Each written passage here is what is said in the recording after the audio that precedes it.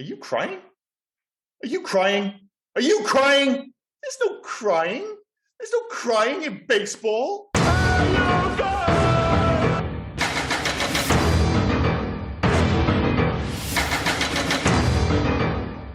Welcome to You Guys Podcast. I'm Liam, this is Rob, and this week, well, mercifully, we aren't covering Super Mario Brothers again.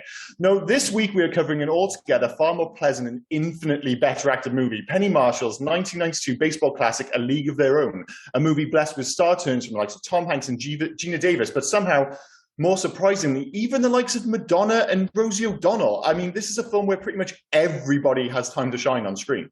Yeah, I legitimately think everyone other than Bill Pullman is fantastic in this film. Well, we'll get to Bill Pullman. My God, we'll get to Bill Pullman. This film is a change of pace for us, not just because of, I mean, again, apologies for Super Mario Brothers last week, but also for most of the films that we do. This film is basically nothing but sweet. It's just a down-home, sweet film that you really enjoy watching. Compared to everything, I mean, what we've done previously, we've done Near Dark, bloody Nightbreed, and next week, spoilers, next week is going to change again, but it's my choice. But this film, which is just like, there's no stakes in this film. There's nothing. It's just an enjoyable ride. Well, it's weird because there are stakes. And there are hints to a wider narrative, and I think there was initially a longer version of this film where they were going to lean into the sexual, obviously the sexual politics touched upon, but certainly the race issues, again, something which is nodded to in one single scene with that one African-American lady who throws the baseball and everyone gives her a nod. Yeah. But they don't kind of go any further with that. And obviously there's the stuff with the war, and you get like the one scene where, I can't remember the name of the character, but there's the telegram shows up and her husband's died in the war. Yeah. And you get all these hints at this wider narrative and the importance of what they're doing. And of course, there is, I guess the big threat in the background, beyond the relationship between Dottie and Kit, is the idea that the league is going to be shut down unless they can kind of keep up attendances and keep people entertained. But all of it is swept into the background largely in favor of characterization and just keeping the narrative propelled along. And as you say, keeping things light and breezy. And I guess some people might have an issue with that. I mean, take the race issue, for instance. I mean, I get it in this film because this film's set in 1942, 1943. It's like, that's a whole different issue. Like Jackie Robinson on the men's side didn't break the color barrier by moving to the Dodgers until 1947. This film really is about women in baseball. It's like, well, you're going to suddenly throw in like a black woman in 1942 as well. It's like, that's a whole nother kind of can of work. You either give it a gentle nod or you deal with it properly. They chose to give it a gentle nod. And I think in this instance with this film, I think they made the right choice because you hit the nail on the head there. This is just a really pleasant film. And all those threats, which could be huge existential threats running throughout the film, are just like, don't worry too much about those. Keep the emphasis on the characters. And they've made the right choice because the characters are so good in this film. You looked in this film way, way more deeply than I did. I mean, to me, it's a film. There's no stakes. I mean, you've looked into that. You've gone into the whole race angle, the whole war angle, right? Do you know the best note I've got? As far as acronyms go, the AAGGPBI is a bit of a mouthful. It is a terrible... I didn't even bother writing it down. I was like, listen, if it's going to take me 10 minutes to write an acronym, it doesn't work as an acronym. It's ridiculous. Yeah. So you've looked into all of this. You've looked into all of this, right? And all I can do is the All-American Girls Baseball League, or whatever it was, the AAGPBL, is a bit of a mouthful. Well, the thing is, this is why this podcast works so well, because that is the one thing I didn't write down. So we are covering... We're covering all the angles this morning. Well, come on, mate, we're covering all the bases. Look at the film we're doing. Oh, right. Sorry, I missed the trick there, didn't I? You really did. But no, I don't think that's an issue with the way you've watched the film, because I think that's the way the film is supposed to be watched. As I said, those things are all in the background. They are there and they do exist in the film, but the emphasis is on the characters. It's on this being a bright and breezy film, and it's all the better for it. And as I said, this is a film which lives and dies by its characters, and every single one of them lands. Tom Hanks, I think, is actually steals the show somewhat in this film. Tom Hanks, they don't all land though. They don't all land. You don't think so? I mean, other than Pullman. Other than Pullman. We've covered it a lot of times previously. I hate a whiny character. So Laurie Petty's Kit Keller pissed me off. Oh my God, all she did was... And I appreciate, her sister's Gina Davis. Do you know what I mean? That's like your sister being, like your sibling being Apollo, a Greek god, or something like that. Yeah. So I get it, but my God, just calm down. Your sister's not doing anything but looking out for you, dude. Just stop being a dick. See, I get it though. Like, look, I don't think it helps that Laura Petty, as much as I like Laura Petty, she has an inherently whiny voice. She has a very distinct tone. There's no two ways about it. And when she's whining, it kind of feels like it's, you know, she's whining at a 6. It sounds like it's at an 8 because of her voice. But I like that relationship. Like you said, I think a big part of what works there is the fact that she doesn't know how to deal with the relationship, because Gina Davis, or Dottie, is trying to do everything right for her sister. And her sister, and Kit knows that. She knows she's only got her best interests in heart. But as much as she loves her sister, she's both literally and figuratively, she is stuck behind this massive shadow. And she doesn't know how to deal with it. She's like, listen, I love you, but you're just always there and you're always perfect. And I get that being like this infuriating, like she doesn't know how to deal with that on an emotional level. And I think that runs all the way through the film, obviously towards the kind of finale, which is actually, you know, there's a lot more to think about in that finale than you think. It's like, obviously, I love the fact that in that moment, it's like Dottie doesn't give her the win. She's like, oh, give her the high balls. You know, this is baseball now. I'm here to win. But of course, there's that one final moment. Does she drop the ball on purpose? You know, and I love that there's that mystery at the end of this film. No, I totally agree. Like I said, it's just, there's to me, there's no massive... When you watch a lot of these films, there's these stakes, there's life's on the line, there's things like that. And I appreciate this is set during World War II. But it's more that the viewing public needs something to go, because all the baseball players now have gone to war. So we're doing the women one. But because we're in the 1940s and we're sexist, you've all got to wear short skirts. And one interesting fact, a lot of the bruises you see on screen are actual real. Like, I didn't get her name. I got it in my facts. But the one Rennie Coleman. Rennie Coleman. That bruise on her thigh was real and lasted for over a year. That's because they're trying to slide for third, wherever they're sliding, in skirts. Do you know what I mean? Yeah, and that's one of the things. I mean, Penny Marshall, I mean, I think she did a great job in this film. And, you know, again, I think you've got it right there. This film really is about the relationships. And, you know, it's a combination of, it's about the relationship between the team, despite the kind of wider narrative going on in the background. The emphasis is there. And it's very much a baseball film above all else. Of course, you know, you've got, you know, a kind of somewhat unique setting. Obviously, it's women's baseball in the 40s and there's things going on. But first and foremost, this is a baseball film. And Penny Marshall was so important to her that everyone could play baseball and that it was real. Like, you know, there are great kind of period touches throughout this film. Like, I love the fact that it's set in Oregon. Like, you know, I always think baseball is the most inherently cinematic of all the sports. And, you know, it's got this kind of romantic Americana about it. And the fact that it kind of starts off in Oregon, the most American place in the world, you know, it's the perfect setting. But like when the train shows up, like, oh, I love the chairs in the train. I just thought they looked fantastic. But, you know, like you said, like, the outfits, you know, these big cotton things like they would have worn back in the 40s. The gloves don't have the webbing. It's the you know, the original gloves, so that would have hurt their hands. Yeah. And they made all these girls, you know, that was the thing, whether you're Madonna, Rosie O'Donnell, the only one who seemed to get away with it was Gina Davis because she was the star.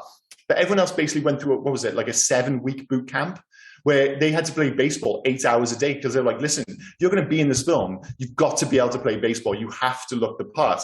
And of course, that meant sliding in the dirt. You know, there's no kind of stunt doubles here. You're doing the baseball. And it did mean a lot of them got like really banged up. And of course, the other end of the spectrum is like you got one actress with a massive bruise on her leg and in bits. But Gina Davis, for instance, she actually did that catch behind her back near the fence. And she did the splits as well. Yeah. Like all this stuff is in camera and it's the actresses doing it. And that extra effort that Penny Marshall put into, like, you know, making sure this looks the part and making sure the actresses look the part is totally shows on screen. I mean, I've mentioned it before with like the different, I know you hate Tom Cruise, but you know, when you see Tom Cruise doing the stunts, CG just can't replicate it. And I remember it was like when, I think it was when Fallout came out. There's a scene where he's in the helicopter versus, you know, there's a helicopter scene in the most recent Bond film. And in the Bond film, you can see it's CG and you just cannot recapture that sense of realism of Tom Cruise being in the helicopter. And I appreciate this isn't in a helicopter, it's on a baseball diamond, But when you see the actresses do it, it lends the film a realism. And for this, I totally agree. And you've brought him up, so you're going to go on my diatribe now.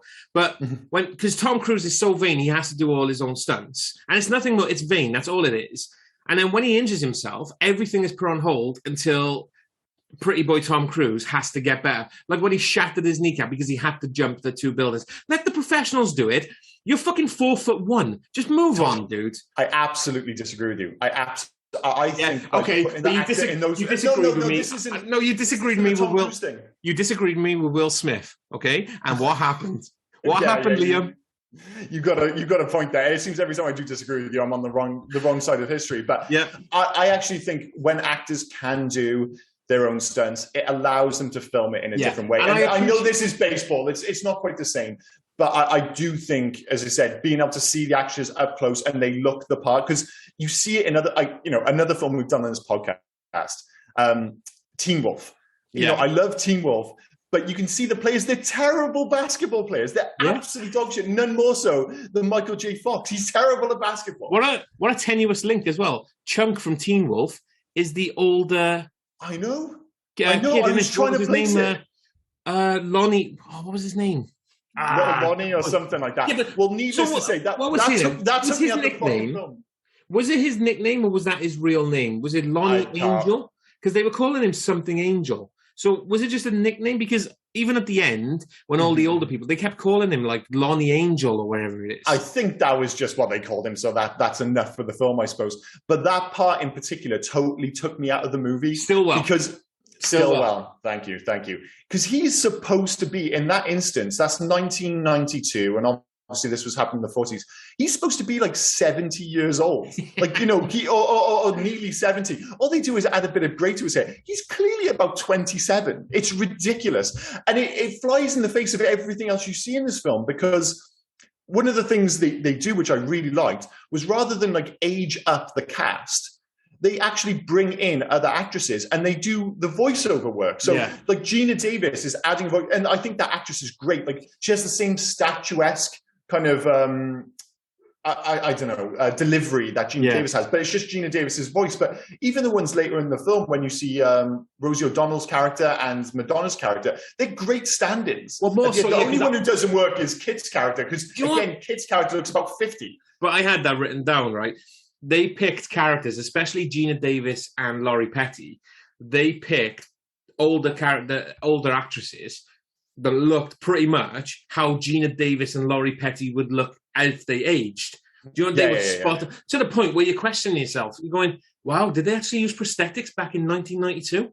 Like it's really good. I mean, All the Way May kind of took me out of it, but. I thought that was quite good as well. I thought rather than making it too pretty, I was like, I believe that Madonna, if she wasn't Madonna and had the plastic surgery and all the money and stuff, that she might have grown up to look like that. I thought that combination of kind of replacement actors and then having the original girls from the baseball teams, like also in the background as extras. Obviously they got their moments in the credits when they're playing baseball and they're the original members of the Rockford Peaches. I thought, and again, a weird thing to jump to, but the end credits of this film are absolutely fantastic. But as I said, I do think Tom Hanks almost steals the film. I think Gina Davis is perfectly cast as this character who's kind of this reluctant star, as it were. Yeah. She kind of half doesn't want to be there, but also is enjoying, but because of the time and a commitment to her husband, doesn't want to almost believe it, which is a shame because I don't see why she's so in love with Bill Pullman. He's such a wet blanket. He just shows up and his only character trait appears to be American. They've just said, dude, just be American. He's more American in this than when he's the American president. What are they hinting at as well? They're hinting at the dude shot himself in the foot. Yeah, he comes in with a cast on his foot. He's got a cane. He did not get injured. No, he shot himself in the foot. He's bad news, and he never reads the room. Like, it's so clear that Dottie wants to stay and finish the season, and there's clearly something special going on there. I mean, Tom Hanks's character, like Jimmy Duggan, is it Jimmy Duggan? Dugan. He really lays it out on the line to him, like, dude, we need your wife here, basically, and he just doesn't get it at all. And he's like, well, off into the car, we're going. That whole sequence is bizarre. Do you know what I thought was a fresh change of pace as well? That there's a friendship happening between Jimmy Dugan and Dottie Henson.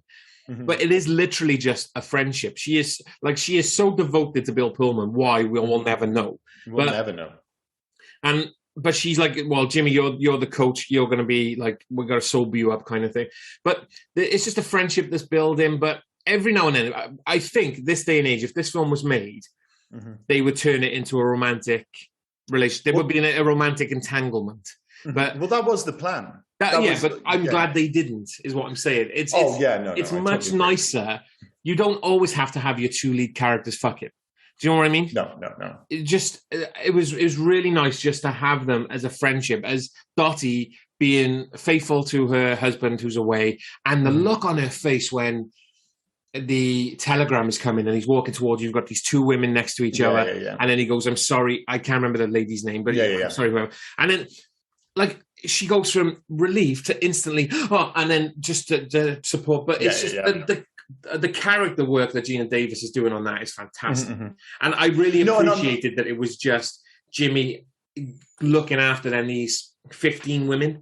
Do you know what I mean? So I really like that. No, I totally agree. And, I think they did actually film a kiss between Gina Davis and Tom Hanks. Yeah. And they actually cut quite a few scenes out of the film, which hinted at the sexual tension there. Because when they decided they weren't going to have that romantic entanglement, they had to go back and actually cut quite a bit out of the film because there were all these hints towards it. And I think that was the right move, to be fair. I think that was and this wasn't, I don't think Penny Marshall wanted that in the film. This was at the behest of the studio. They're like, we need this romantic kind of interest at the set in the film. And eventually they kind of yielded. And they said, listen, we don't need that there. And again, I totally agree. I think it would have muddied the waters. And I think towards the end, you see that inconsistency. Like when it comes to Laurie or Kit leaving the team, initially it was down to Gina Davis. She kisses, or they have a kiss, her and Jimmy. And she decides to leave the team because of that, because she doesn't want it to come out and stuff. But of course, they changed that to the kind of relationship between Dottie and Kit instead. And obviously, which is running kind of parallel to that anyway. And it just means that sequence towards the end, I think, is slightly muddled, because even the timescale kind of goes out the window. Like Dottie leaves the team all of a sudden, and it makes sense, because she wants her sister to have the moment, and it doesn't really work out despite her best intentions as usual. But there's like a moment when you're like, wait, is Dottie just kind of driven down the road and come back? But then 2 minutes later, somebody just kind of casually mentions that she's missed 6 games. Yeah, that's right. And I'm like, wait, how far did she drive? We got as far as so-and-so and we turned around. Like, they've played 6 games whilst you drove. That's like 6 days, isn't it? Like, how many, like... Well, in fairness, baseball, they'll often play, often a game a day. But I think maybe in the girls' league, I mean, they do reference it only in the film that sometimes they'll drive all night and play a morning and an afternoon game. Okay. So maybe you could say 3 games. And I guess America's a big country and they're driving in that bust-ass car from like the 1940s. So we'll give her that. But again, like so many things in this film, rather than make a big deal of it, it's quickly swept under the rug to keep the propulsion of the narrative of the characterization going. It's like, no, don't worry about that. Get back to the characters. Get back to the baseball. This is fine. It's shot brightly as well. It's all really lovely. I have 2 things I want to bring up. Right, the first thing I wanted to ask: did you recognize Racine's first baseman? No. Tia Leone. Was it really? Tia Leone was the first baseman. As soon as I saw her, she caught a wild pitch, not a wild pitch, a wild ball, and I thought, that's Tia Leone. Okay, it must be one of her first songs. We probably won't see her again. And as soon as I recognised it was her, she's then batting, she's then catching. She seems to be all over the last game. How did I not notice that was Tia Leone? Because I had such a big crush on Tia Leone when I was younger, because from Bad Boys. And I liked her in that as well. Speaking of crushes, I mean, this was one of my earliest cinematic crushes. Because we will get into that, because the whole crush thing, I do know your crush was Gina Davis. I just wanted to mention before we get into that. Last week we talked about Tom Hanks almost being Luigi. And they wouldn't sign him because this was filmed in, Super Mario Brothers filmed in 92, released in 93. This was released in 92.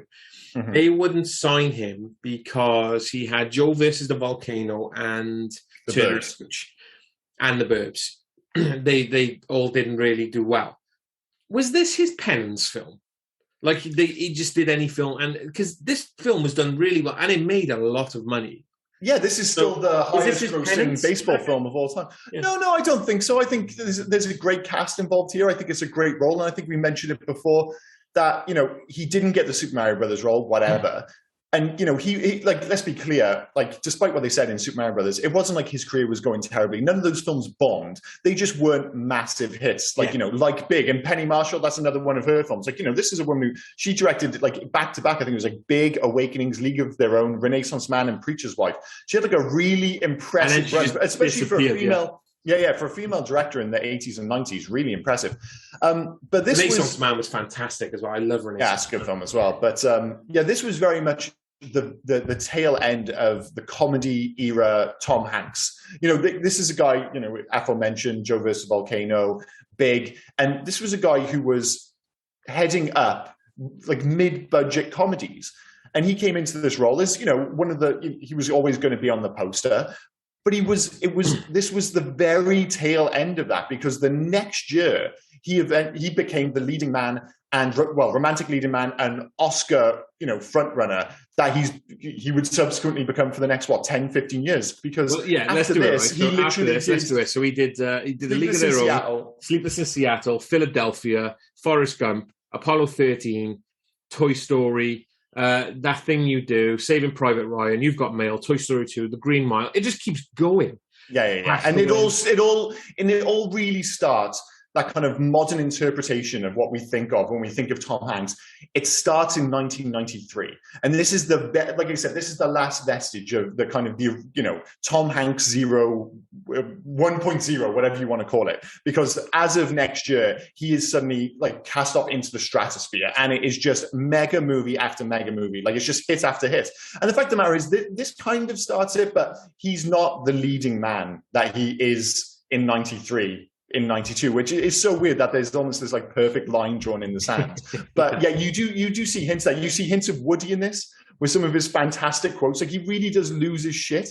You know, he's got that potential to be, he's quite a gross character. You know, you look at him in this film and he's largely unpleasant, but you get those first signs of how likable Tom Hanks is as a leading man. Like, any other character, he should just be horrible. Like, you know, he's sexist, he's misogynistic, he's a drunk, he spits on himself, he sexually harasses an old lady when he's drunk before showing his disgust when he finds out, the woman he sexually assaulted isn't as attractive as he'd like. You know, in lesser hands, you'd be like, this guy's the worst, but you still like him because it's Tom Hanks. And it's like, on one end, you've got him delivering, of course, the girls don't, there's no crying in baseball. Is now start using your head. That's the lump 3 feet above your ass. But you can also have those quiet, like that one quote he makes. It's supposed to be hard. If it wasn't hard, everyone's do it. The hard is what makes it great. That's a great, one of the all-time great sporting quotes.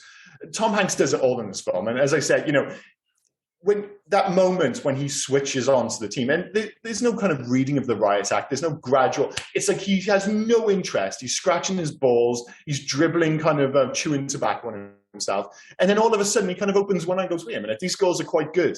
And that level of engagement is immediate. And straight away you see the man that he was rather than the man that he's become since his injury in the alcohol. I'm not too sure you see the man he was. I think he's a different man again. Only because, again, this is the 40s, right? So there's no crying in baseball. Is basically what he's saying is there's no girls in baseball. Yeah, no, like he is absolutely like anyone in the 1940s sexist. Like girls should be wearing short skirts. They should be doing this. They should be in the kitchen. All this stuff, right? Yeah. And I'm pretty sure when he was a professional baseball player before that, he probably still had the same attitude. No, you make a good point. Now he's with these women. He's around these women, and his life has turned to shit. Before that, you're getting again maybe Jimmy Dugan 3.0 at this point. To quote a phrase you did for Tom Hanks, where he's just another guy. He realizes that actually women can do what we do. I mean, because he stayed to be a coach for a while after Dottie left, according to that Baseball Hall of Fame. I mean, so he moved on, he carried on. So no, it's a great point. And outside of maybe Kit, he probably has the biggest character arc of anyone else in this film. Yeah. Like, Dottie is Dottie. You know, I don't think she's a massively different character at the end of the film. Dottie doesn't need to change. Dottie she doesn't. Dottie. She's always looking out for others, to the point where she realized that they were going to lose. Like, well, what was it? We're not getting in any. We're not getting any spectators, so we're going to lose our support. So they're going to close it down. So Dottie has to then turn around and go, well, Kit wants this, so I have to do something that makes this for Kit. Yeah. So what do? I do the splits. You know, I become the face of women's baseball. Yeah, but it's one of those weird things. Like, she can't win with her sister in that relationship. I know, yeah. She's like the reluctant hero, and of course she's doing that. She doesn't want to do the split. She doesn't want to be the center of attention, but she knows she's the one with the talent to do it. So she does it for her sister. But then, of course, she just grabs more of the attention and pushes her sister further into the background. It's a no-win. I love the fact that there's no easy answer to this film. And as you said, like, even at the end with that moment when it's like all of a sudden it's like, oh, it's just sister versus sister. I'm here for the baseball, but it's still muddied by the whole dropping of the ball. And Gina Davis has said she knows if she did it on purpose, but she'll never reveal it. And that is the right way to go about it. It should never be revealed. I actually think she did drop it on purpose, personally, but there's an argument to go both ways. Because when she said, gone over to the pitcher and she said, pitch high ball, she can't hit him. She's basically saying in that moment, I'm here to win. But I guess that I actually prefer narratively the idea that even though she's got all the talent, in that last moment, it is just down to who wants it more. And the fact of the matter is, Kit just wants it more, and that's the reason. This is interesting. You're coming from that with your older sibling mind on mine, right? Because you're older than John, aren't you? Yeah. I'm the younger sibling, and I wouldn't believe my older brother would ever drop the ball. Like, I've grown up playing games with him, and he would never drop the ball. Yeah, but your brother, I don't know your brother, but is your brother Gina Davis? I mean, that is the whole point in this film. Like, she is almost perfect, and that's why she doesn't have. I mean, my brother does have some good legs. Oh, fair enough. But, oh yeah, Gina Davis, as you mentioned earlier, she was very much one of my earlier. Like, I like statuesque, very capable women. Apparently, was it for this stuff? Yeah, I mean, but no, it was this. We've already said it wasn't The Fly. You're 6'8", right? So if you find somebody that's quite 6'8", well, I don't need that extra. 6'7's fine. That's more than enough. I don't want to die too sooner than John has already told me I'm going to. Yeah, of course. Yeah, no, you're all right. So you're 6'7". So there's not many women that you're gonna kind of look up to, especially as you're growing up. You know, like you said, she's statuesque. For me, it was Gina Davis in Long Kiss Goodnight. Yeah. I loved her in that. Very, very different role, but I see what you mean. It's weird because I never always had a crush on Gina Davis. And I don't think it was the tall thing, because when I was younger, I wasn't particularly tall. It was just something about her. And I couldn't, it wasn't like I watched, like I said, The Fly, or what was the pirate film she was in? Jesus Christ. Cutthroat Island. Yeah. I didn't watch those films. I was like, oh, I love Gina Davis. It was just something about her in this film. Maybe it's the baseball outfit. I don't know. It might be the baseball, but she kind of gives off the Amazonian vibe as well, from Wonder Woman and all, like the Amazon like that kind, like you said, statuesque woman, just big, powerful woman. It's weird because I wouldn't necessarily say it was always my taste. I mean, my wife is a lot shorter, for instance, but like now, if I look at this, I'm like, what would I use to describe Gina Davis? And I don't mean this as criticism, but she's a very handsome woman. Yeah, she is a very handsome woman. It's a strange thing to say. I'm laughing, right, because you said my wife's a lot shorter. And well done for fitting your wife into this podcast again. I mean, every episode. Always, every episode. But come on, you're 7'1". You're what? Do you know what I mean? You're 8'16". You're 8'3". Like, your wife cannot be taller than you. No, it's not going to happen. That is a weird world to live in, when you do see every so often like a really tall person going for another really tall person. But then it creates a dynamic. Then you have giant kids, and then you're just a giant family. It's too much. I'm 6'4". It kind of freaks me out when my wife wears really tall heels when we go out, and she's almost like my level, because my wife's 5'8", and I'm like, I don't like this.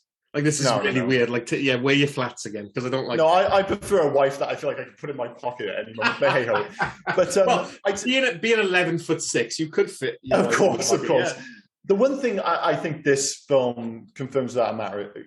There's just no argument to it. American sports, whatever you might think of them, they're just such a great fit for the screen. Like there's been no, and when I say football, I mean soccer. There are no great football films. Like there's the Zidane documentary, but it's a documentary. I mean, you only need to look at Victory to know how badly soccer films can go. And goddamn, what Stallone did in the States is absolutely unforgivable. But again, whatever you might think of American sports, they're all about moments, especially NFL and baseball in particular, and they lend themselves so well to the screen. But even amongst the American sports, and there are some great, you look at baseball, American football, there's Any Given Sunday, Friday Night Lights, remember the Titans. I love Varsity Blues. I'm not sure if I love Varsity Blues, but there's one you haven't mentioned there, The Replacements. The Replacements, that's another great one. I love The Replacements. Even hockey, there's Mighty Ducks, Slapshot, even the Goons half decent. And a basketball shit, White Men Can't Jump, Teen Wolf, we've already mentioned, He Got Game, so many of them. But even amongst all these, there's something about baseball, and it's one of the reasons that I love baseball, is that I think it's an inherently cinematic, romantic sport. There is a visual aspect to baseball which I find very romantic. There's a reason it's America's pastime. And I think, I mentioned earlier about the fact that it's set Oregon. Nothing feels more American to me, classically American than baseball. And you see that, and even amongst, The Natural is maybe the most classically American baseball film of all. And I love that film. I even love The Scout with Brendan Fraser. The Scout, like Field of Dreams, like I'm not sure if it works for any other sport. It's such a romantic interpretation of a sport, Field of Dreams in particular. Moneyball is the other end of the spectrum, this kind of numbers game, but even that works. But even amongst all those, like A League of Their Own feels like the most baseball-y baseball film in the best possible way. And it just looks great. You mentioned at the top of the podcast, the fact that it looks great. Yeah. Like it looks, one of the things it does, I know it's set in the 40s, but it feels so utterly timeless. To me, to me, one of the best baseball films is Major League. I mean, we can't go without saying Major League. Major League's a great, but I prefer this. But there's so many. That's the point, though. We've mentioned 4 or 5. There are so many great baseball. The Sandlot kids, Jesus Christ! And it's like I grew up with all these films. I had no interest in baseball when I was younger, but I love baseball films because they work well on screen. I think the reason why it lends itself so well to screen is because baseball is a slow game compared to basketball, American football, all the other sports that you've said then, even hockey to the point, where it's all fast moving. But you've got enough time in baseball for your characters to have that conversation, to have that 100%. Talk. Rival teams, you've got the pitcher and then the star hitter. Do you know what I mean? They're usually the two guys, or even the catcher. You're having that conversation. You're having that dramatic moment on screen where you can't have that then unless you do a huddle, unless you do a timeout, unless you do a halftime speech. It can still work in American football because, like you say, you do have the huddle, so you can have those kind of big moments. But you're not having those moments with the opposite team, is what I'm saying. Yeah, but you can even have, like you said, the comedic moments. Like one of the great moments in this film is when they've got the rival signals. And again, that's one of the moments when Tom Hanks is suddenly suddenly he has an interest in the team, and they're both doing the right, and the girl doesn't know whether to go back or forth or everything. But one of the big things is just, again, obviously you're talking from a narrative perspective, but from a purely cinematic perspective, it's so easy. Like football and basketball, football in particular, is all about flow and vibe. You're getting into a game and, it builds over time. Like a team starts getting on top. It's hard to sell that on screen. But in baseball, it's bottom of the 9th, you're 2 down, you got 4 on base, you got 2 outs, and you're on to your last hitter kind of thing. And it's just like, it's easy to kind of frame it and be like, this is the moment. There's no like build up. You're just like, listen, if she misses the ball, the game's over. If she hits the ball over the fence, they win everything. Yeah. And it's just, you have like one of the most cinematic moments in movie history, I still think, is Robert Redford. Thank you. That's on my mind. I was waiting for you to stop talking because so I could say it. When he hits the scoreboard and everything is just shattering as he's running, it's exploding around him. It's absolutely fantastic. It's one of the best. Like, bum, bum, bum, bum, bum, bum, bum. Like, it's just I think that is the greatest cinematic sporting moment, possibly of all time. I mean, I'm hard pressed to find one that's different at the moment. Do you know what I mean? I'm hard pressed to think of one that beats it. Aside from, I mentioned it, I love, but the speech in The Replacements there's great stuff all over it, and even lower key moments. Like, again, in terms of the sport being able to create that moment, I'm not sure if you've seen Any Given Sunday, but they've got the blocker, and it's one of those, like, basically we're talking about the defensive line here, and they have to stop. It's kind of 4th and 1, and they're like, we have to stop the attacking team, and the guy dives right through the middle head first, gets a concussion, but stops the play, and it's basically that's the end of your career. But he stopped the play and he gave the team the chance to have the heroic moment where they're kind of on offense and they'll score in, of course, in like the last second or whatever. But it's all the bad moments, and football, or again soccer, just doesn't have that. And as I said, even like there's a whole host of good basketball films, but I can't think of a single good football film, like a single one. What was that random one that we had? Like, was it Goal?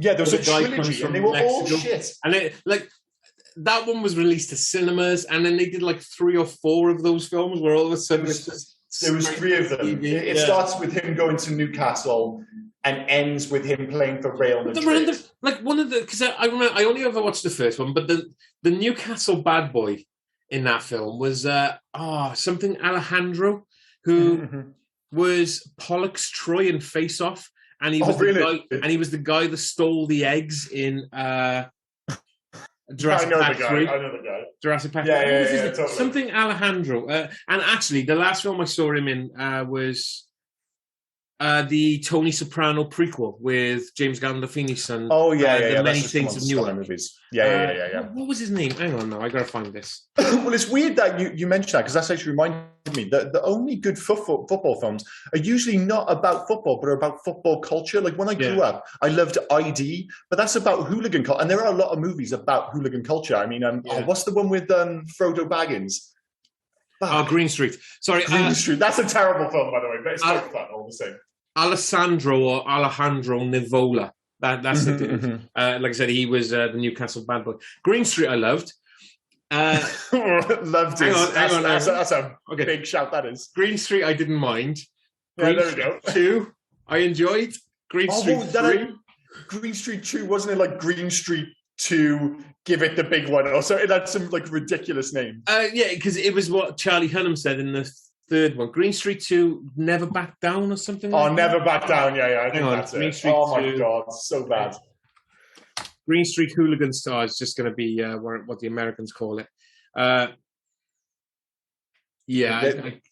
Well, they're bad films anyway. As I said, I remember watching Stand Your Ground. Stand Your Ground. Oh my God, it's so fucking bad. But I don't think there are any good soccer films. I really don't. Honestly, if you looked at a list of the best soccer films, the one, and I hate saying soccer, but I don't want to confuse matters with American football. The top of the list is probably Bend It Like Beckham, which is a bad film, but not a bad film. It's an okay film, but that's go back. Top of the list. I got to go back to Green Street 3, right? Because I've seen it. Right? Oh my God! You don't even like football, but you've seen Green Street 3. Number 3 is nothing about football. Do you know who Scott Adkins is? The name rings a bell. So Scott Adkins is a fantastic martial artist. And he is, you'll have seen him in loads of films. I mean, he was in Doctor Strange 2 as the bad guy second in command. He's in everything, but he does a lot of director DVDs. Did you ever see Undisputed? Oh, yeah, I've seen him. He's in a billion straight to DVD. Did he do the Kickboxer films, the sequels? No, he didn't. No, that was somebody else again. Okay. Oh, no, he was in, Undisputed. He was Boyka. Yeah. I absolutely love him. He's from the Midlands, right? But he was in the 3rd one, which had nothing to do with the others, and it became. I'm laughing, right? Because this is the League of Their Own. But the 3rd one then became more of a martial arts fighting film, because then it was about the what were they called? The firms. The firm. So if you've ever seen Green Street, it's basically all about the fans, the West Ham firm, the West Ham firm and things like that. So this is again about the West Ham firm, but they now enter an underground fighting competition where it's 5-on-5 doing martial arts. Is this a real thing? It's a real film, Green Street 3. Oh my fucking days! I mean, that actually sounds a little bit more fun than Green Street, in fairness, because I can't take this film seriously at all. But Jesus Christ, I didn't think it'd turn into a martial arts film. I was wondering where you're going. Green Street 3. Green Street 3, Never Back Down. I mean, that is a martial arts title. That is a martial arts title. Never. That's ridiculous. Absolutely ridiculous. How the hell are we going to segue our way back into a League of Their Own after that? I have no idea. It's ridiculous. I'm done. But no, I mean, I do, I like the fact that the emphasis at the end is on, rather than the kind of the narrative in the background, that it is on the World Series. And again, it looks fantastic. The fact that they got in all those unpaid extras who were supposedly entertained in between kind of shots by, I think it was like Tom Hanks was doing a puppet show and everyone else was singing Madonna songs except for Madonna wouldn't do it, yeah. And Rosie O'Donnell was doing stand-up comedy, but Madonna wouldn't sing her own song, so everyone else did her instead. But yeah, it's just another one of those things that looks fantastic. And you get that right from the start when they're actually, it's a bit of a strange one because they're actually at, I think it's called Harvey Field where they're doing the tryouts. But it's clear, if you're into baseball, it's clearly Wrigley Field in Chicago because it's got the famous ivy leaves around the side. And they don't shy away from that. And in the original story, because a lot of this is based on a true story without kind of ever getting caught up on the details. Like Dottie is based on a real character. Yeah. I kept hearing different things, like she was either a pitcher or she was a first baseman. She was never a backstop anyway. But it made sense for it to be a backstop because narratively she could just be in the shots all the time because no matter what's going on, you can always see the catcher. But yeah, it was like rather than it being the guy having a candy empire, it was Philip K. Wrigley of Wrigley Field and Wrigley chewing gum fame. And I just I couldn't find out why they didn't just stick with the real name there and just go, well, this is at Wrigley Field and the person funding this is Philip K. Wrigley.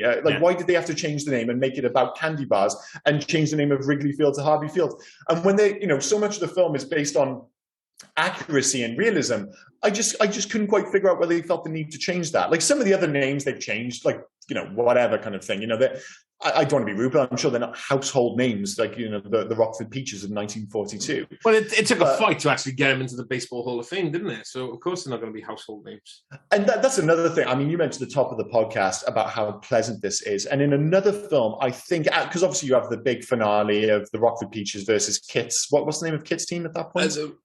They were just Racine. Were they the Racine comics or something? It was just Racine. We'll go with that. And of course, most times that would be the end of the film. And of course, Kit gets to carry on doing what she loves. And Dottie, she's reestablished her relationship with her sister and she can go off and have kids with her husband because that's what she really cares about. Despite the fact that the real Dottie actually played in the league. I think she's one of the few players who played every year in the league for as long as it existed. But then you have that cutaway where it's a very emotional scene where you have obviously the older actresses and a lot of extras being, the original players from the team from the 40s. And they have the Hall of Fame, and they do have that, kind of scene where they're like, this was really important. This film has been fun, it's been breezy, it's been about the characters. But these girls playing baseball in the 40s was a big deal. And they allowed themselves to have that moment. And I think in another film with a less kind of cultured, talented hand, it could feel really, it wouldn't work, based on what's come from, the film beforehand. And I think it could all get a bit schmaltzy, especially with the girls singing and stuff. But in this, instead, it feels important and it feels quite emotional when you see them all together. And I don't think it would have been right if it was a male director. Like, I'm sorry, but because he would have concentrated on the wrong parts. I don't think it's impossible, but I think it's a good job on this. Yeah. Yeah. It's something which the industry is catching up to now. It's, having women in the right parts, or for instance, having black directors in the right parts.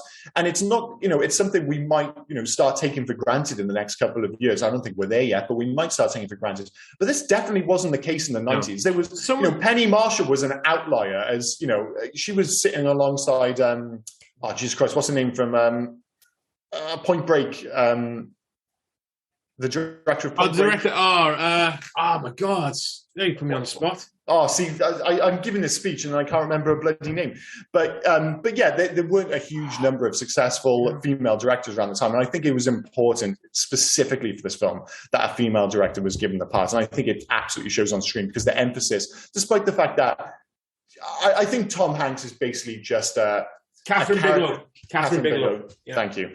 He's just the kind of the outside world. He's giving the opinions in a comedic way of what the rest of the world is thinking, and he's changing with the rest of the world. And rather than having to see it in the crowds or cut away to newspapers which they do occasionally, but instead you're seeing the change in attitude come through Tom Hanks's character, and I think that's important. And again, you can just keep that emphasis on his relationship with the girls rather than the bigger picture.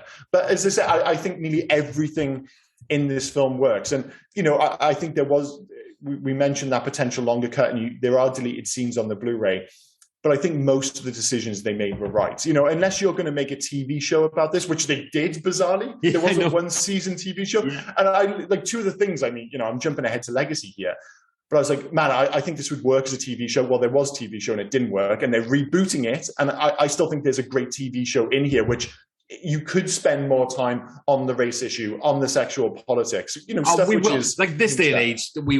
That would definitely be that, because that's what TV is these days, isn't it? It's those kind of things. You want the audience to feel uncomfortable now to get your point. Yeah, but I think you lose the tone. I mean, you're always going to lose the tone. You're always going to lose the tone if you're remaking it now or doing something this day and age. You're going to lose what you got from the 90s. Mm-hmm.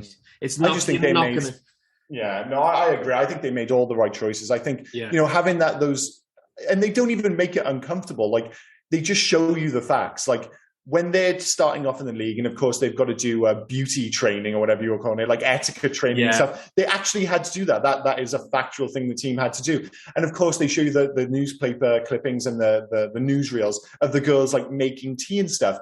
And it's odd because they're showing you this in a matter-of-fact way, but they're also putting it in the 40s rather than forcing it into the idea of what it was like now. So the girls didn't find it weird that they had to do that. They're just like, well, if we're going to play baseball, we've also got to show that we're feminine and stuff. So if you force a narrative now of the girls feeling uncomfortable, would it feel disingenuous to a female perspective from the 40s? I don't know, but it'll be interesting to see what they do anyway. But I think there is a good TV show here. I don't think you remake the film. You have to leave make that a TV show. But I got a feeling as well that they'll push it up. It probably won't be a period piece if they do it. I think you lose everything. I think it has to be a period piece. I think that's what they would do. Sorry, I want to go back. You mentioned Point Break, right? Mm-hmm. And we were talking previously about some of the best baseball films. I can't believe I can, as you mentioned, Point Break, Keanu Reeves. One of the best baseball films, in my opinion, is Hardball.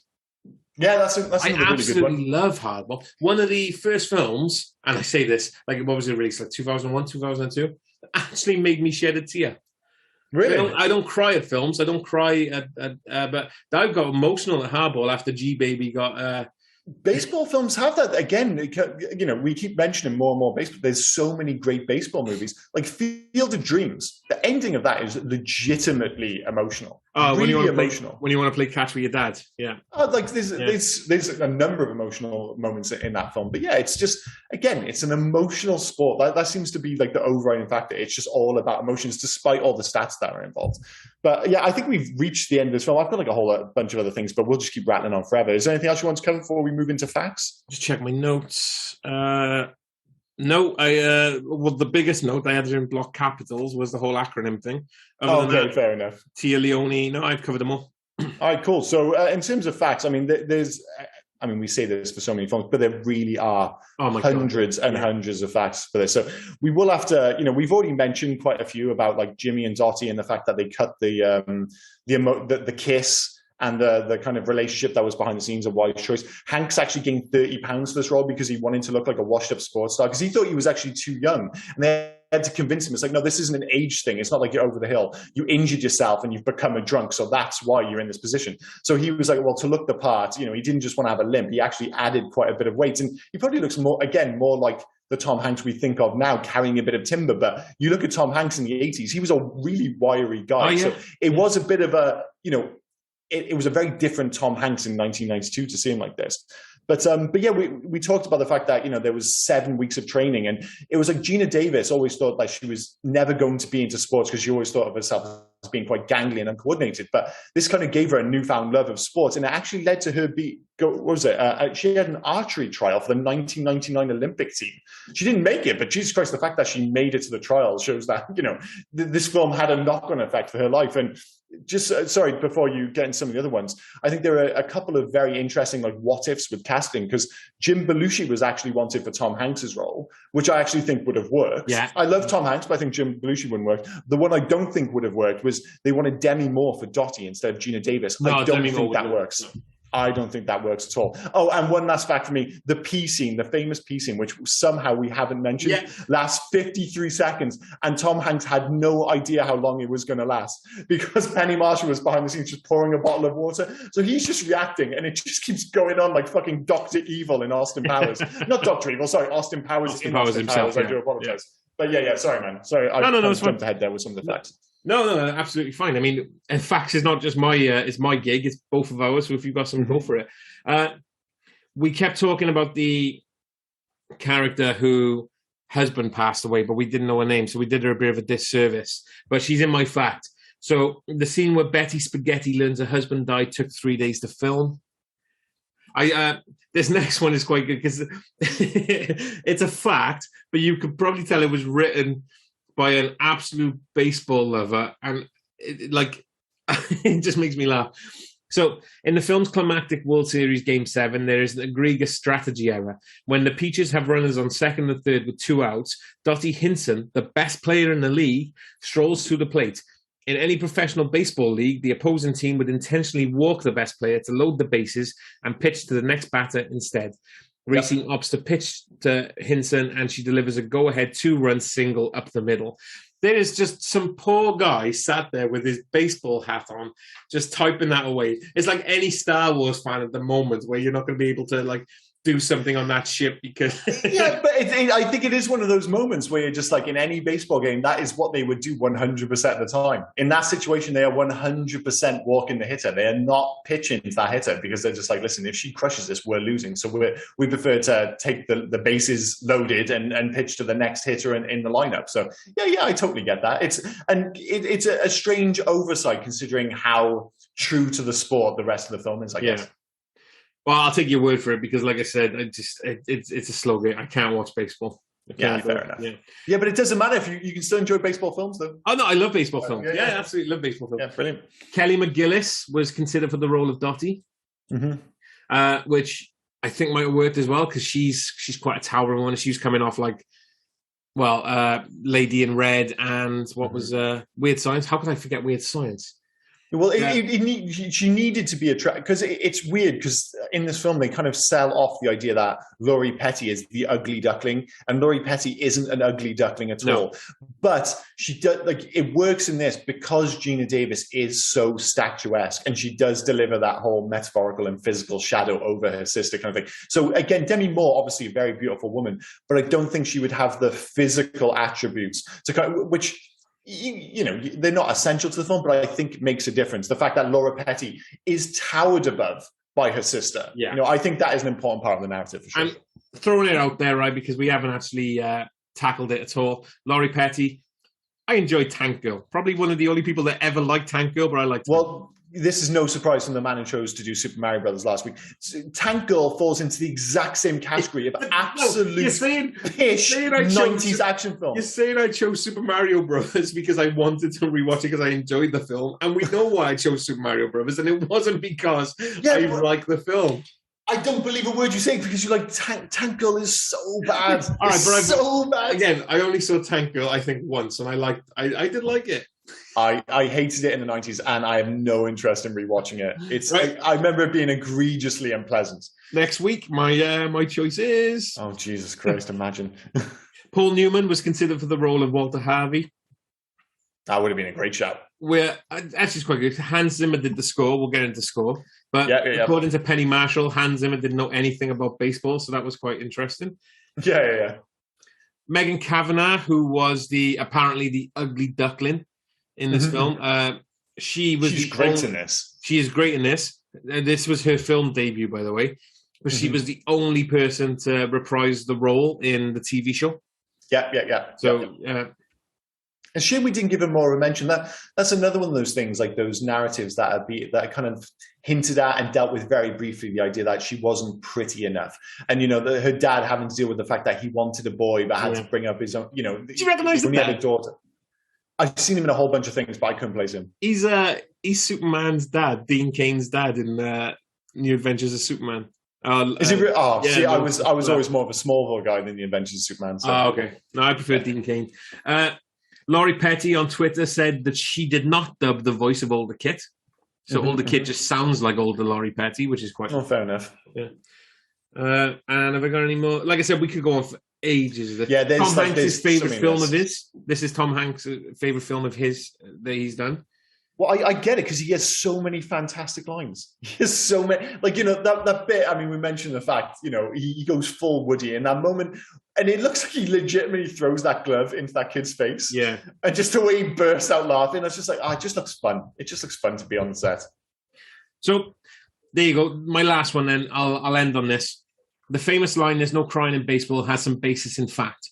According to author Daniel Ockrent, Rogers Hornsby, to whom Tom Hanks refers, was chewing out a line of minor league hitters he was instructing when Ron Santo, toward the end of the line, was quoted as saying, "If he says that to me, I'll cry." Fair enough. So I just have to ask this. This just popped into my head because we were talking about Tom Hanks. How do you feel about chewing tobacco? Because I see it on screen, and obviously it's such a thing. When I think of chewing tobacco, I think of baseball. Obviously not modern baseball, but classic baseball.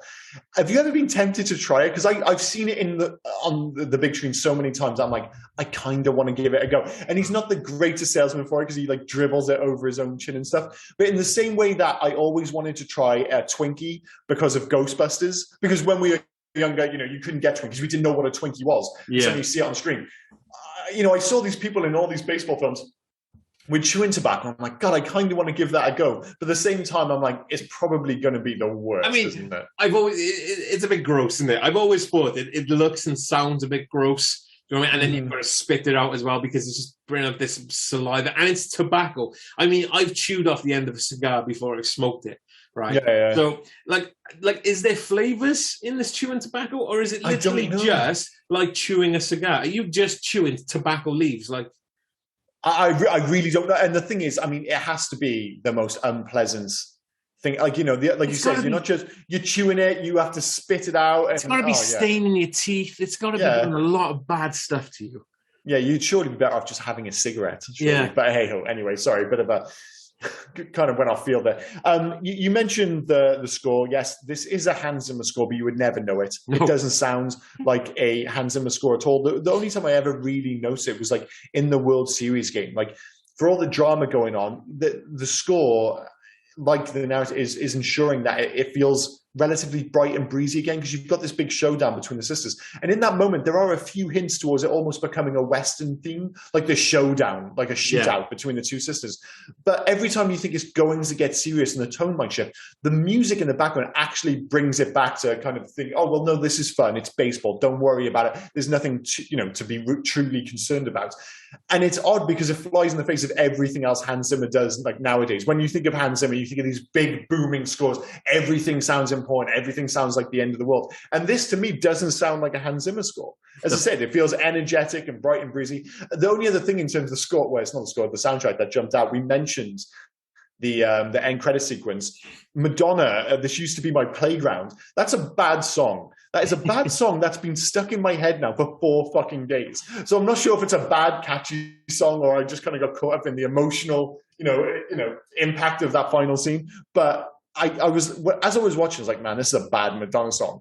And then 4 days later, I'm like, why is it still in my head? I mean, I can help you with that if you want. Everyone get on the floor. Everybody walk the dinosaur. Yeah, well, that doesn't help things, because that's also shit. But anyway, never mind. Well, let's move on very quickly. Sorry, go back to...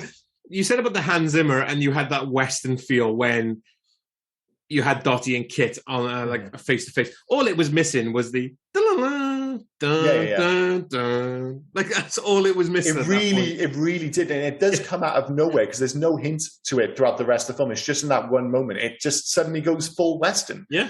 But yeah, my main kind of takeaway is that it's a Hans Zimmer score, which doesn't really sound like a Hans Zimmer score, but it's still very successful for this film. Yeah. In terms of video games, you won't be surprised to hear that there was no A League of Their Own video game. So my basically suggestion would be take MLB The Show, which is a very successful, very brilliant baseball game, which you can get on the PS5, Xbox One.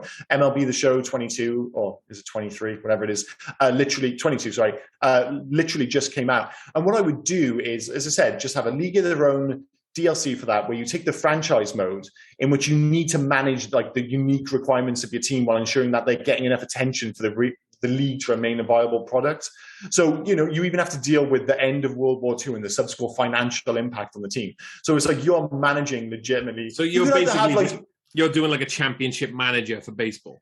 A little bit, but you play the games, and of course, it has all the visual styles of like the fields in the 40s, and obviously the female players and stuff. But you get to actually manage everything behind the scenes as well. So I think that'd be kind of cool. I agree. It lends itself to a mobile game more than anything else, it does, where you've got the management side of it, and then you've got the shtick version of the game, where it's just like little animations happening, but not a full game. Do you know what I mean? So it kind of lends itself to that. But to me, and I couldn't really think of a game that would fit the playing style or the tonal style of what's happening on screen. So, well, the only other thing I could think of is if you went with what's the name of the developer? Like the Walking Dead video games by Telltale Games. Oh, the Telltale Games, yeah. So you put an emphasis more on it being a character based. So it's like you kind of keep like leading up to these like character moments where you need to make like, decisions and they lead your team in a certain direction. Yeah. And you could still have baseball mechanics, but they'd be really simple. So basically the idea that it's a baseball game for people who don't necessarily like baseball. So almost the baseball comes secondary and the narrative between the characters, kind of like in the film, is kind of front and center. So that would be the other option, maybe one made by Telltale Games, but a very different game to a franchise mode in MLB The Show. That's the damn sure. So we kind of skipped over it. I don't know if you want to go back to it because we've already mentioned the TV show, but we didn't really do a lot of legacy. Is there more legacy than the TV show? No, well, it's weird because the legacy on this one's a really odd one. Sorry, I totally skipped over that. It's the fact that everything I thought there should be, there already has been, because I watched the film. I was like, they could really be a TV show. And there was a TV show. I was like, well, it's such an interesting story inherently. It's like you could do a documentary. And there was a documentary made before the film. Yeah. So, the legacy is kind of like it already existed. But I think the legacy really is the fact that this was the highest grossing baseball film of all time. The fact that, it is truly beloved by the people who've seen this film. Especially over here, because baseball is not such a big sport. I don't think that many people have necessarily seen it. But every single person I know who's seen this film adores this film. And I think, to go right back to the start of the podcast, the fact that it's just a really pleasant watch, that the threat, all the kind of bigger issues are kind of pushed to the background, and you're really just on this journey with this really likable cast of characters. And yes, Bill Pullman, from start to finish, as they go through the season. And again, it comes back to it just being a really smart choice by the director to say, listen, this is going to be what the emphasis of this film is. This is what we're going to keep all the attention on, obviously, this is still it's not a long film, it's not a short film. And it's like 2 hours and 4 minutes, mind. And you look at what else is in this film, this could have easily got out of hand and turned into a 3-hour film. And we mentioned it when we were talking about like the TV show and stuff, about losing the tone. And I think, everything here is about keep the tone, keep the emphasis on the characters, and that's the important thing. And I think that's the reason why it stood the test of time. And regardless of whether you're into baseball or not, I think it's the reason so many love this film. People don't love it because it's a baseball film. They love it because of the characters. So I think that's the... Sorry. No, sorry, because you said about there was highest gross. So it was 40 million and it made 132 million, right? Mm-hmm. Right. Super Mario Brothers was between 42 and 48 million budget. So it's only a couple of million more. Mm-hmm. Where's the money going? Like, because Super Mario Brothers should have had all these, like, I can imagine effects and things like that. But where's the money? Like, is the money going to Gina Davis and to Madonna, all these people? I can imagine they spent quite a bit on that, and the fact that they had to have these actors and actors, obviously, they would have had to pay them to keep them in boot camp for 7 weeks, all these other things. And you have to, and again, I think nowadays, we take those historical kind of details for granted because everything can be done on, with CG. Yeah. But if you want that, that train, oh God, we haven't mentioned John Lovitz.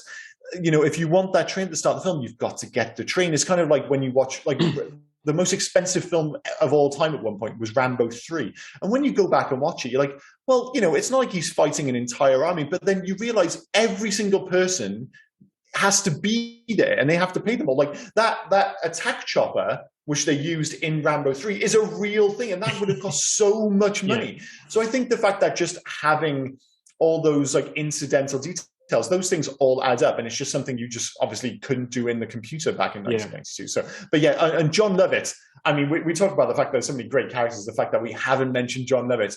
He is just playing John Lovitz, and it's just another version of a character he played so many times in the 90s. Like, a boxing film. He's a very similar character in The Great White Hype. Yes. I'm not sure if you've ever seen that film. That's not a great film, but I fucking love that film. But he actually had a larger part in this film. But he was a victim of his own success because test audiences found him so funny. They cut back his character arc really like a lot, and they were just like, just keep it about the jokes. So he just comes in at the very much the kind of front end of the film. There's a whole bunch of jokes and then just disappears, but it totally has an impact because he's super funny and then he just kind of disappears. He's in the background for a couple of scenes, but he's not really in the rest of the film, and he was supposed to be. But instead, they were just like, dude, you're too funny. We're just going to cut out all the character stuff. You're just going to have your zingers. You're going to say pickle tickle, and then you're bouncing out of the film. So yeah. He's another one where, again, that wise choice. Like, we don't need that much John Lovitz. Just have him come in like a fucking firecracker, has a few lines, and then just disappears. Yeah. No, I totally agree. I really enjoyed John Lovitz in this. He was good. One more thing for legacy that we didn't mention. In 2012, the film was selected for preservation in the United States National Film Registry by the Library of Congress as being culturally, historically, and aesthetically significant. Which I totally agree. Yeah, and I can imagine in America, this plays like, you talk about like the good old days and stuff, and, it really does kind of celebrate the kind of, again, the romantic side of baseball. This is 20 years, you know what I mean? I mean, a lot of films, like Die Hard was only selected a couple of years ago for something else. Mm-hmm. Like, great. So the fact that this was a quick turnaround for the Library of Congress for this shows what this film delivered. And I think a big part of it as well, like if you go into any room, I just don't think there's any dissent. If you go into like, guys, should we put in a League of Their Own? And just no one's got a bad word. I've never heard anyone to have a genuinely bad word to say about a League of Their Own. It's just such an enjoyable, watchable, lovely film. And you go in, if someone says, should we put this in the Hall of Fame? Yeah, go on. It's a great film. Do you know what I found out? A lot of people have asked me this week what we're doing next week. Mm-hmm. Obviously, they don't know because they don't listen to the podcast. Just saying, people ask me what they're doing, but they're not listening. But I say A League of Their Own, and I'm getting, what? Like the Tom Hanks baseball film with Gina Davis. What? Like, it's a film that was big at the box office, had all these hits, like I said, in the National Films Registry, but has largely passed a UK audience by. It's the baseball thing, though. And again, I think you have to watch it to realize that baseball isn't, and as I said, I've not always been a baseball fan of the sport. I've always liked the imagery and the kind of, everything that comes with it. You've not been a baseball fan of the sport. What have you been a baseball fan of previously then? Well, the idea of it, like, that's why, I always love baseball films. And as I said, there's a very different thing to like what, we talked about it earlier, the idea that it's about moments. And of course, on film, that works perfectly because you don't have to watch 9 of the innings of nothing happening. Baseball's a long old game. You just watch, it's a long game. It's a day out. There's a reason it's called I've been to a few baseball games. I've watched one in Korea. I went to see the Giants play in San Francisco, and it does feel like, as they say, a day out at the ballpark. It's not like people over here where you go and watch the football game. People fucking wander off. We were sitting there and we thought, we've got all the space in the world here. People stroll in like the 3rd inning because people don't feel like they have to be there for every moment. You said baseball game in Korea. Mr. Baseball, Tom Selleck. Oh, that's in Japan, but that's a great film. Yeah, but that's what I mean. Yeah. It's so, you can't get it anywhere, though. It's so hard to get a copy of Mr. When I was younger, that felt like a film that was on all the time, and now it's just disappeared. But yeah, if you get the opportunity, Mr. Baseball, don't sleep on Mr. Baseball. That is it's very much a fish out of water film, but it's really enjoyable. But yeah, like people just think of baseball and think, oh God, it's boring. There's 9 innings, and you do need to commit to it to get the best out of it. There's no doubt about it. But in film, you skip the 9 innings. You go straight to 2 outs, 3 on base, bottom of the 9th. You go to the Hollywood moments, and that's why it works so well. So you don't have to be into baseball. You can just be like, listen, if the girl hits the ball over the wall, the team win.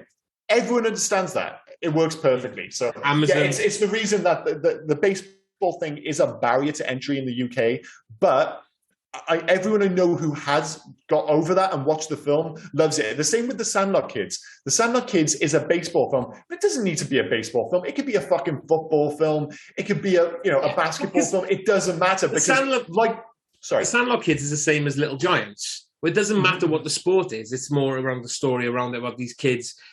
Do you know what I mean? This is basically the grown-up version of The Sandlot Kids. Instead of watching a bunch of kids having kids problems, you're watching a bunch of women having women problems in the 1940s. But like The Sandlot Kids, the emphasis, rather than being about, it's not about baseball, despite the fact that it's feeling like a very much a baseball film. It's a character film in the same way as you said The Sandlot is. It's about an outsider, a new kid finding his extended family. We should do Sandlot. We're going to do Sandlot soon. We need to move on. But what I will say, just to make you feel a bit better, Mr. Baseball, Amazon Prime, rent or buy. Oh, really? Yeah. Oh, I'm going to be watching that. Me too. I am a little concerned. I had no doubt with this film that this film was going to hold up. I haven't seen it for a long time, but I had every confidence that it'd hold up. I don't feel that same confidence with Mr. Baseball. I'm a little bit more concerned with that one. We're stretching this podcast nearly to the 90-minute mark, so we need to move on. So, we do. Okay, yeah, fair enough. Love and Hate. Oh shit, we haven't even done Love and Hate. Love, Gina Davis, Tom Hanks, baseball on screen. Like easily done. I love all those things. Like I love baseball on the big screen, full stop, but this film in particular does it fantastically. Tom Hanks and Gina Davis, despite the fact that there is a myriad of fantastic characters in this film, they're the two that steal the show for me. I gotta put Tom Hanks and Gina Davis together as number one, because number two, I've already said it, I do love the fact that they didn't force, or they cut out, as you say now, any romantic entanglement between the two of them. Wasn't needed.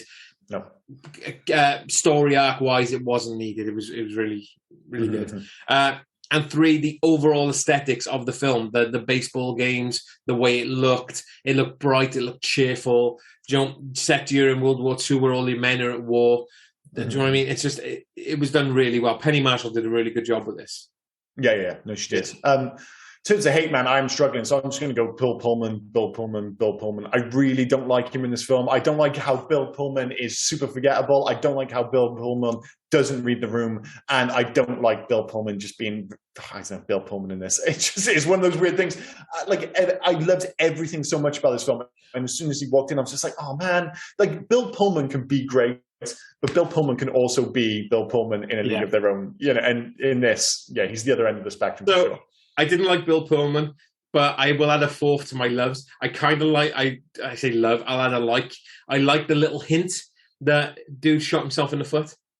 Yeah. He's a fucking idiot as well. He's the worst. Because that is literally, that's like, they're just hinting at that. There's no mention of it, but he came home from war with a foot injury. He shot himself in the foot. Well, I think like the whole, you just watch the film, like, Dottie, as we said, is so capable, so beautiful. And you see Bill Pullman come back and like, really, that's what you're willing to give up all this for? Like, this history, this place in history, the girls, the team, everything for this guy. And it's just, there's nothing, you're expecting this absolute monster man to walk through the door and you're like, really? Bill fucking Pullman? Jesus Christ. All right, whatever, dude, each their own. But so Bill Pullman, Laurie Petty's whining, not Laurie Petty. Yeah, no. I think Kit was really good, but the whining just got to me.